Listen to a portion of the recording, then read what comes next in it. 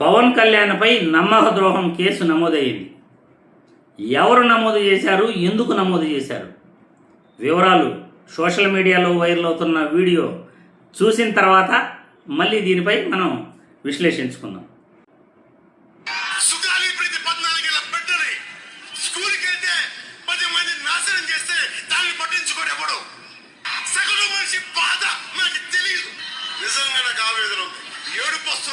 ఉదాహరణకి సుగాలి ప్రీతి కేసు మళ్ళీ వచ్చి ఇప్పుడు నేను వచ్చి ఫస్ట్ కేసు అదే తీసుకుందామంటే సాక్ష్యాధారాలన్నీ లాస్ట్ గవర్నమెంట్ నుంచి చెడిపేశారు. పోయిన సాక్ష్యాధారాలను మనం తిరిగి తీసుకురాలి. డిఎన్ఏ మనకి మైండ్ చేశారు, ఫాల్స్ డిఎన్ఏలు పెట్టేశారు, ఏమున్నాయో తెలియదు. ఒక వీడియోలోనేమో ప్రీతి మీద జరిగిన అన్యాయానికి నేను చాలా బాధపడుతున్నాను, అసలు నేను ఒక సీటు కూడా లేదు, మరి ఉంటే కనుక నేను న్యాయం చేసేవాడిని అన్న ఒక వీడియోస్లలో, మరి గెలిచిన తర్వాత 100కి 100 స్ట్రైక్ తీసుకున్న తర్వాత ఉన్న వీడియోస్లలో ముద్దాయిల వైపు మాట్లాడుతూ ముద్దాయిలు క్లీన్ చిట్ ఇచ్చే విధంగా నా కూతురు కేసు విషయంలో తప్పుడు ప్రచారాలు చేస్తూ ఉన్నారు పవన్ కళ్యాణ్ గారు. గన్నవరం పోలీస్ స్టేషన్ లో కంప్లైంట్ ఇవ్వడం జరిగింది. పవన్ కళ్యాణ్ గారు మాకు మొదటి సంతకం చేస్తానని మోసం చేసిన దాని మీద, తర్వాత నమ్మక ద్రోహం మీద, బహిరంగ విమర్శ మీద, నా కూతురు మరణంపై అసత్య ఆరోపణలు, నిందితులు కుమ్మక్కైనట్ల మాటలు, వీటి మీద నేను కంప్లైంట్ ఇవ్వడం జరిగింది. తప్పు జగన్మోహన్ రెడ్డి కాదు, మనదే. దాస్యం చేసే గండి కూడా చచ్చిపోవడం మేలు, దాస్యం చేసే గండి కూడా చచ్చిపోవడం మేలు.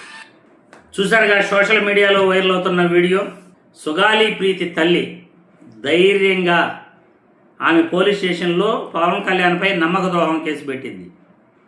ప్రతి పౌరుడు కూడా రాజకీయ నాయకులు తప్పు చేస్తే ఇలాగే కేసులు పెట్టాలని కోరుకునే వ్యక్తిని నేను.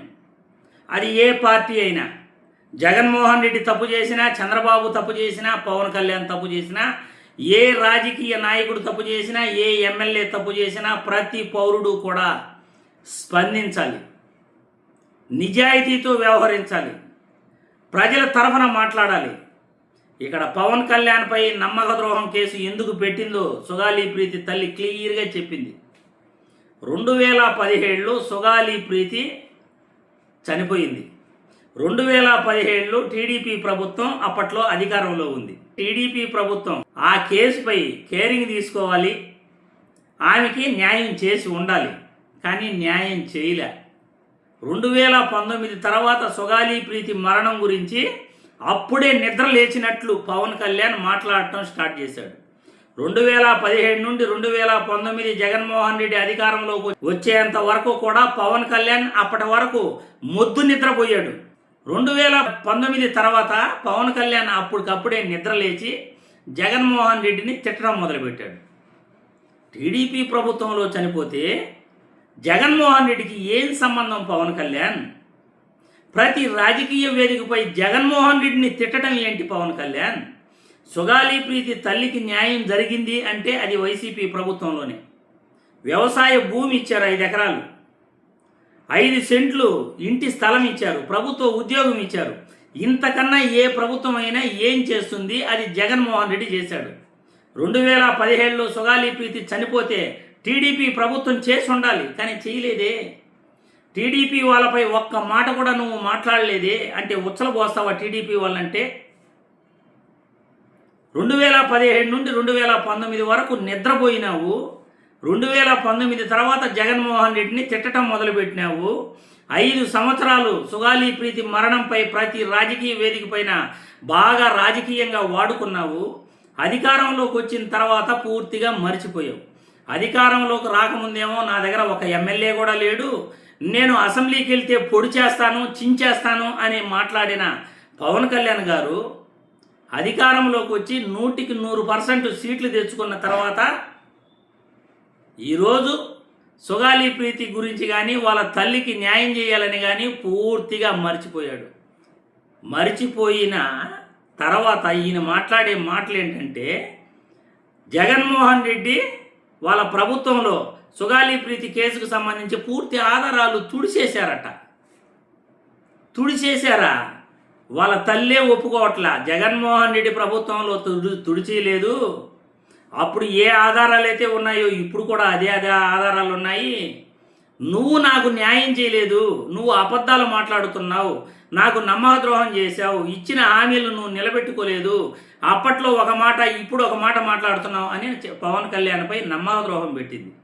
ఈ విధంగా ప్రతి పౌరుడు గన న్యాయస్థానాలకు వెళ్ళి రాజకీయ నాయకులపై కేసులు పెడితే వాళ్ళు తప్పులు మాట్లాడరు, అబద్ధాలు చెప్పరు, ఎన్నికలలో తప్పుడు హామీలు ఇవ్వరు.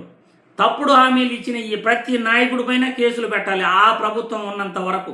ప్రభుత్వం అయిపోయిన తర్వాత దిగిపోయిన తర్వాత జగన్మోహన్ రెడ్డి ఏమీ చేయలేదు అని అనకూడదు. జగన్మోహన్ రెడ్డితో ఏం పని? ఓడించారుగా ప్రజలు ఓడించారు కదా. జగన్మోహన్ రెడ్డి ఏం చేస్తాడు? ప్రజలు ఓడించి ఇంట్లో కూర్చొని పెట్టిన తర్వాత ఇంకా దేనికి జగన్మోహన్ రెడ్డి పైన పడి ఏడస్తారు? జగన్మోహన్ రెడ్డి పైన పడి కాదు ఏడవలసింది. ఇప్పుడు ప్రభుత్వం ఉన్నది, చంద్రబాబు నాయుడు ముఖ్యమంత్రిగా ఉన్నాడు, పవన్ కళ్యాణ్ ఉప ముఖ్యమంత్రిగా ఉన్నాడు, బీజేపీ నాయకులు వాళ్ళతో పొత్తు పెట్టుకుని ఉన్నారు. వీళ్ళు మూడు కలిసి కూటమి ప్రభుత్వాన్ని ప్రశ్నించాలి ప్రజల కోరికల మేరకు. జగన్మోహన్ రెడ్డిని విమర్శిస్తే ఏమీ రాదు, తెలుసుకోండి. మూర్ఖులు ఉన్నారు జనాలు కూడా. ప్రభుత్వాన్నే ప్రశ్నించాలి ప్రతి పౌరుడు కూడా. గత ప్రభుత్వంలో ఏదైనా తప్పు జరిగి ఉంటే అప్పుడు మీరు ప్రశ్నించి ఉండాలి, అప్పుడు మేలుకొని ఉండాలి. ఇప్పుడు కాదు జగన్మోహన్ రెడ్డి గురించి అడగటం. ఇప్పుడు ప్రత్యేక హోదా కావాలంట. బీజేపీతో కలిసే కదా పవన్ కళ్యాణ్ చంద్రబాబు నాయుడు క్లోజ్గా ఉన్నారు. ప్రత్యేక హోదా ఇప్పుడు తేవచ్చు కదా, ఎందుకు తేవట్లేదు మరి? అప్పుడు జగన్మోహన్ రెడ్డి తేలేదు అని కారుకోతలు కుయటం దేనికి? ఇప్పుడు తెమ్మని చెప్పండి. మీరే కదా అధికారంలో ఉండేది. నేను తెలుగుదేశం నాయకులకి జనసేన నాయకులకు చెప్తున్నా, మీరే కదా అధికారంలో ఉండేది. ప్రత్యేక హోదా తెమ్మని చెప్పండి. అప్పుడు మద్యపాన నిషేధం చేయలేదంట జగన్మోహన్ రెడ్డి. ఇప్పుడు చేయమని చెప్పండి మద్యపాన నిషేధం. మీరే కదా అధికారంలో ఉండేది. మీకు అంత ఆత్రం ఉంటే మద్యపాన నిషేధం కావాలంటే మీ ప్రభుత్వంలో చేయమని చెప్పండి. ఎప్పుడో జగన్మోహన్ రెడ్డి చేయలేదని ఇప్పుడు మాట్లాడతారు. ఇప్పుడు ప్రభుత్వాన్ని ప్రశ్నించడం, మన కోరికలు, ప్రజల కోరికలు నెరవేర్చుకోవడం అది ఇంపార్టెంట్. ప్రభుత్వాన్ని ప్రశ్నించరు కానీ జగన్మోహన్ రెడ్డి అప్పుడెప్పుడో చేయలేదంట. ఇప్పుడు తెమ్మని చెప్పండి. చంద్రబాబు నాయుడిని, పవన్ కళ్యాణ్ని క్లోజ్గా డిగ్రీ దోస్తుల్లాగా తిరుగుతున్నారు కదా. పనికి మాలిన మాటలు, పనికి మాలిన శాస్త్రులు. ఇలా పవన్ కళ్యాణ్పై నమ్మకద్రోహం కేసు పెట్టి మంచి పని చేసిందని వీడియో ద్వారా చెప్పదలుచుకున్నాను.